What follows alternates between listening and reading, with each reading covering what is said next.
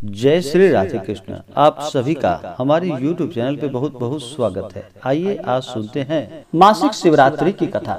मासिक शिवरात्रि का व्रत यह हर माह के कृष्ण पक्ष चतुर्दशी तिथि के दिन मासिक शिवरात्रि का व्रत किया जाता है। इस दिन भगवान शिव का पूजन करने से भगवान शिव अति प्रसन्न होते हैं और अपने भक्तों को मनोवांछित फलों को प्रदान करते हैं।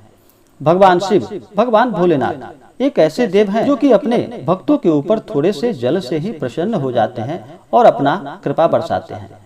इस दिन चाहिए कि सुबह ब्रह्म मुहूर्त में उठ करके नित्य क्रियाओं से निवृत्त होकर के गंगा नदी में या घर के जल में ही थोड़ा सा गंगा जल मिला करके स्नान करना चाहिए। शुद्ध वस्त्र धारण करके और व्रत का संकल्प लेना चाहिए। दिन भर व्रत उपवास रहते हुए भगवान भोलेनाथ का पंचोपचार या षोडशोपचार पूजन विधि के द्वारा भगवान शिव का पूजन करना चाहिए। इससे लाभ की प्राप्ति होती है। विशेष करके भगवान शिव का जल से अभिषेक करे, उनके ऊपर बिल्वपत्र अवश्य चढ़ाए, भांग धतूरा आदि चढ़ाए। इससे भगवान भोलेनाथ प्रसन्न होते हैं। धूप दीप दिखाएं, अनेक प्रकार का नैवेद्य अर्पित करें, भगवान की आरती करें और मासिक शिवरात्रि व्रत का कथा श्रवण करें तो यह बहुत ही लाभकारी होगा। तो आइए सुनते हैं मासिक शिवरात्रि व्रत की कथा। अगर आप हमें कथा के लिए ब्राह्मण दक्षिणा, अन्नदान या वस्त्र दान के लिए देना चाहते हो तो आप अपने श्रद्धा और सामर्थ्य के अनुसार हमें डिस्क्रिप्शन में जाकर के वहां से गूगल पे, फोन पे या अकाउंट नंबर के माध्यम से आप अपने श्रद्धा और सामर्थ्य के अनुसार ब्राह्मण दक्षिणा प्रदान कर सकते हैं। तो आइए सुनते हैं मासिक शिवरात्रि व्रत की कथा। तो बोलिए प्रेम से भगवान भोलेनाथ की जय, माता पार्वती की जय। बहुत समय पहले की बात है कि पौराणिक कथा के अनुसार पूर्व काल में चित्रभानु नामक एक शिकारी जानवरों की हत्या करके अपने परिवार का पालन और पोषण किया करता था। वह एक साहूकार का कर्जदार था। समय पर ऋण न देने के कारण साहूकार ने शिकारी को बंदी बनाकर अपने शिव मठ में डाल दिया। संयोगवश उस दिन शिवरात्रि थी। मठ में हो रही शिवरात्रि व्रत कथा को उसने बहुत ध्यान से सुना। जब शाम को साहूकार ने शिकारी से ऋण के बारे में पूछा तो उसने अगले दिन सारा ऋण चुका देने की बात कही। तो साहूकार ने शिकारी को बंधन मुक्त कर दिया। बंदी होने के कारण शिकारी बहुत भूखा था। शिकार की तलाश में जब अंधकार हो गया तो उसने रात जंगल में बिताने का फैसला किया। तब तालाब के किनारे शिवलिंग के पास एक बेल का पेड़ था। वह उस पेड़ पर चढ़ गया और चढ़कर रात बीतने का इंतजार करने लगा। पड़ाव बनाते समय शिवलिंग पर ढेर सारे बेलपत्र टूटकर शिवलिंग पर गिरते गए। इस प्रकार अनजाने में दिन भर से भूख और प्यास से व्याकुल शिकारी का व्रत भी हो गया और शिवलिंग पर बेलपत्र भी चढ़ गया और उसका रात्रि का जागरण भी हो गया।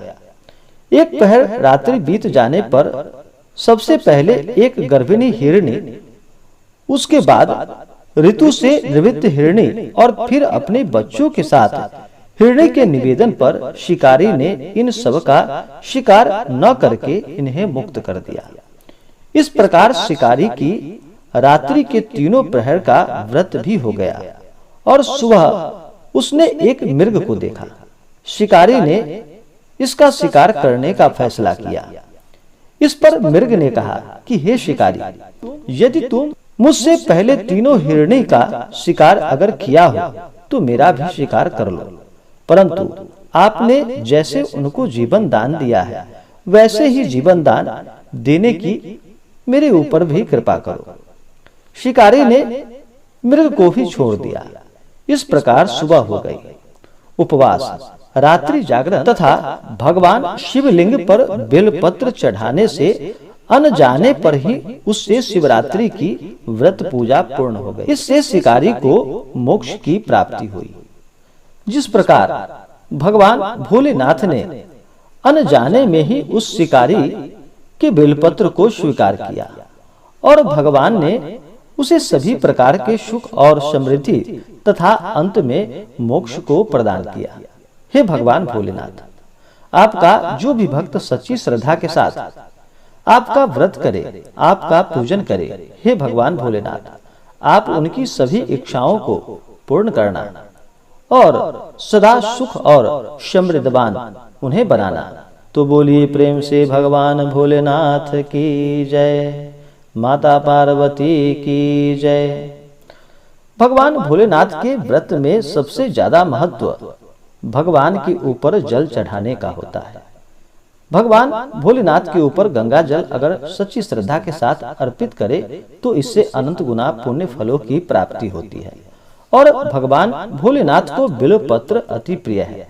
बिल्वपत्र 3 पत्तों वाला वह अगर भगवान शिव के ऊपर अर्पित करे तो इससे 3 जन्मों के पाप भी नष्ट हो जाते हैं। इस मंत्र के द्वारा भगवान को बिल्वपत्र अर्पित करे। ओम त्रिदलम त्रिगुणाकारम त्रिनेत्रम च त्रिधायुधम त्रिजन्म पाप संहारम बिल्वपत्रम शिवार्पणम। जो भी भगवान को बिल्वपत्र अर्पित करते हैं उनके 3 जन्मों के पाप नष्ट हो जाते हैं। इसलिए भगवान को बिल्वपत्र राम का नाम लिख करके 3 पत्तों वाला बिल्वपत्र अर्पित करे, इससे पुण्य फलों की प्राप्ति होती है। उसके बाद भगवान के ऊपर अक्षत, चंदन, पुष्पों की माला भगवान भोलेनाथ को अर्पित करे। भगवान भोलेनाथ के ऊपर केतकी का पुष्प नहीं चढ़ाया जाता, इस बात का हमेशा ध्यान रखें। भगवान को कमल का पुष्प अगर मिले तो भगवान भोलेनाथ को अवश्य चढ़ाएं, इससे भगवान अति प्रसन्न होते। नहीं तो सफेद पुष्प चढ़ाएं। उसके बाद धूप और दीप दिखाएं।